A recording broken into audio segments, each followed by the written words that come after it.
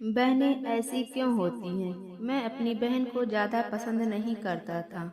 उसकी शादी हो चुकी थी, लेकिन मैं कभी उसके घर नहीं गया। बस माता पिता ही उससे मिलने जाते थे। मुझे पता भी नहीं था कि वह किस हाल में है। वह कभी कभी मायके आती तो जाते समय मेरी माँ उसे घर का कुछ सामान भी दे देती। यह बात मेरी पत्नी को बिल्कुल पसंद नहीं थी। जब भी मेरी माँ ऐसा करती, मेरी पत्नी आकर मुझसे शिकायत करने लगती कि तुम्हारी माँ तुम्हारी कमाई कैसे उड़ा रही है। जब भी तुम्हारी बहन आती है उसे खाली हाथ जाने ही नहीं देती, कुछ न कुछ जरूर देती है। तुम अपनी माँ को बता दो, यह सब नहीं चलेगा। पत्नी की बातें सुनकर मुझे भी गुस्सा आ गया। मैं माँ के पास गया और कहा, माँ यह सब क्या है? जब भी बहन घर आती है तुम कभी साबुन, कभी चावल का थैला, तो कभी दालें, सब कुछ उसे देती रहती हो। मेरी कमाई तुम ऐसे दूसरों में उड़ाओगी तो तुम्हें भी इस घर से निकाल दूंगा। बहन ने मेरी और माँ की बातें सुन ली। 1 घंटे बाद बहन मेरे कमरे में आई और कहने लगी, भाई जरा रिक्शा ला दोगे, मुझे अपने घर जाना है। बहन की बात सुनकर मैं मन ही मन बहुत खुश हुआ, लेकिन दिखावे के लिए बहन से कहने लगा, थोड़े दिन और रुक जाती। नहीं भैया, बच्चों की स्कूल की छुट्टियां खत्म हो गई है, अब मुझे घर जाना है। कल से इनकी स्कूल शुरू हो जाएगी। फिर वह चली गई।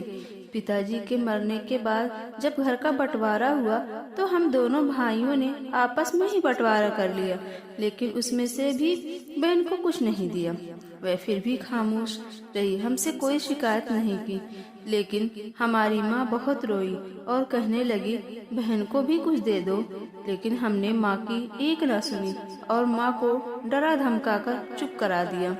अब बेचारी विधवा औरत, अगर हम उसे घर से निकालते तो वह कहाँ जाती, इसलिए चुप हो गई। भाई साहब ने अपना हिस्सा बेच दिया और शहर जाकर नया काम शुरू कर दिया और वहीं रहने लगे।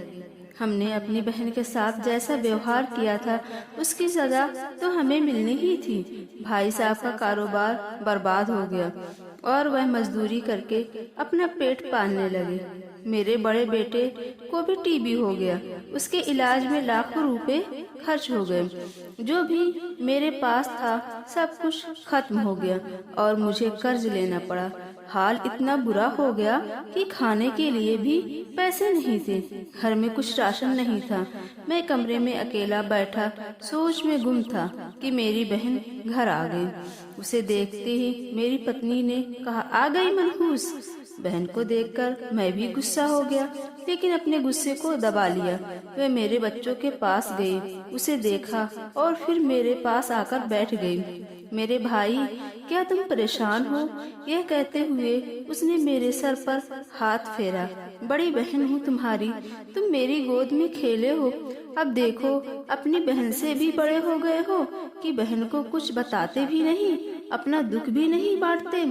यह कहते हुए उसने अपने सोने की कंगन निकाले और मेरे हाथ में रख दिए। मेरे भाई, परेशान ना हो, ये कंगन बेच दो, अपने घर का राशन भर दो, अपने बच्चों का इलाज भी करा दो और पैसों की जरूरत हो तो बेझिझक कह देना अपनी बहन से, मैं तुम्हें इस हालत में नहीं देख सकती।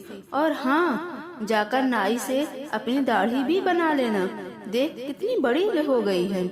मैं आश्चर्यचकित होकर अपनी बहन को देखे जा रहा था और वह कहने लगी, भाई इस कंगन के बारे में किसी से ना कहना, तुझे मेरी कसम है।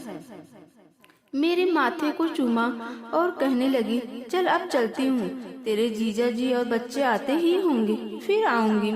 मैं अपनी पहली बार उसे घर के बाहर तक छोड़ने आया तो देखा पैरों की चप्पल भी टूटी हुई थी। उसने कपड़े भी तो वही पुराने पहने थे। मैं बस देखता ही रह गया। मैंने तो कभी अपनी बहन की घरेलू हालत जानने की कोशिश नहीं की, लेकिन जब उसने मुझे बुरे हाल में देखा तो दौड़ती हुई आई और अपने सोने के कंगन भी दे दिए ताकि मैं अपने बच्चे का इलाज करा सकूं। और अपने घर का हाल सुधार सकूं। मैं सोचने लगा और मेरी आंखों से आंसू निकलने लगे कि हम भाई भी कितने मतलबी होते हैं। अपनी बहनों को पल भर में ही बेगाना कर देते हैं और बहनें अपने भाइयों का जरा सा दुख भी बर्दाश्त नहीं कर पाती। मैं उसके कंगन अपने हाथों में पकड़कर जोर जोर से रोने लगा। दोस्तों, आपकी बहन अपने ससुराल में ना जाने कितने दुख सह रही होगी। कुछ समय उसके पास बैठकर उसका हाल चाल जानने की कोशिश करें।